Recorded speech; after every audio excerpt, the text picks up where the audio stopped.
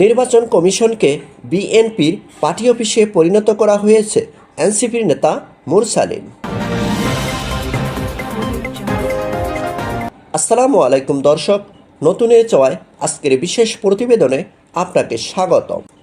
গতকাল বৃহস্পতিবার 22শে মে বিকালে রাজধানীর যাত্রাবাড়ি চৌরাস্তায় জাতীয় নাগরিক পার্টি এনসিপির এক বিক্ষোভ সমাবেশে এনসিপির নেতারা বিএনপির প্রতি অভিযোগ তুলে বলেন, জুলাই আগস্টের গণ অভ্যুত্থানের পর অন্তর্বর্তী সরকারকে হটিয়ে ক্ষমতা দখলের পায়তারা করছে বিএনপি।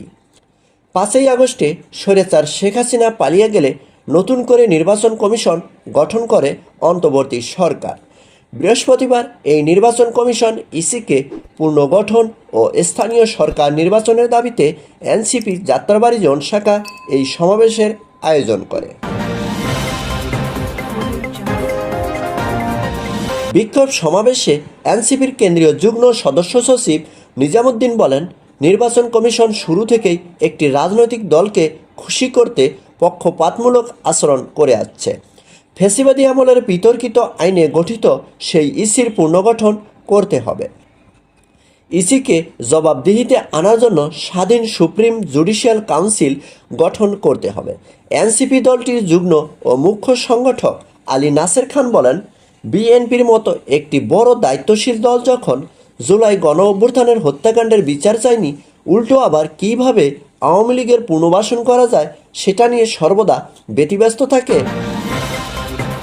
কিন্তু তারা এখন গণ অভ্যুত্থানের সরকারকে হটিয়ে নোংরা রাজনীতিতে ক্ষমতা দখল করার পায়তারা করছে। আলী নাসের খান আরও বলেন, বিএনপি সংস্কার শুরু হওয়ার আগেই নির্বাচন কমিশনারদের বসিয়েছেন, অ্যাটর্নি জেনারেলদেরকে বসিয়েছেন। একইভাবে উচ্চ ও নিম্ন আদালতে ব্যুরোক্রেসি সহ অন্যান্য সরকারি গুরুত্বপূর্ণ পদগুলোতে নিজেদের লোক বসিয়েছেন। নাসের বলেন, নির্বাচনের জন্য লেভেল প্লেইং ফিল্ডের কথা মুখে বলা হলেও তেমন কোনো পরিবেশ এখনও তৈরি করতে পারেনি ইসি, তাই নির্বাচন কমিশন পুনর্গঠন করতে হবে। এনসিপি দলটির আরেক যুগ্ম মুখ্য সমন্বয়ক খান মোহাম্মদ মুরসালিন বলেন, নির্বাচন কমিশন এখন আর নির্বাচন কমিশনে নেই, নির্বাচন কমিশন এখন বিএনপির পার্টি অফিসে পরিণত হয়েছে। এ সময় মুরসালিন আরও বলেন, জুলাই ঘোষণাপত্র কারা চায় না এটা দেশের সবাই জানে। সরকার ঘোষিত 30 কার্যদিবসের মধ্যে আর 21 কার্যদিবস বাকি আছে। এর মধ্যে ঘোষণাপত্র জারি না হলে জনগণকে সঙ্গে নিয়ে দুর্গম আন্দোলন গড়ে তোলা হবে হুঁশিয়ারি দেন এনসিপির এই শীর্ষ নেতা মুরসালিন।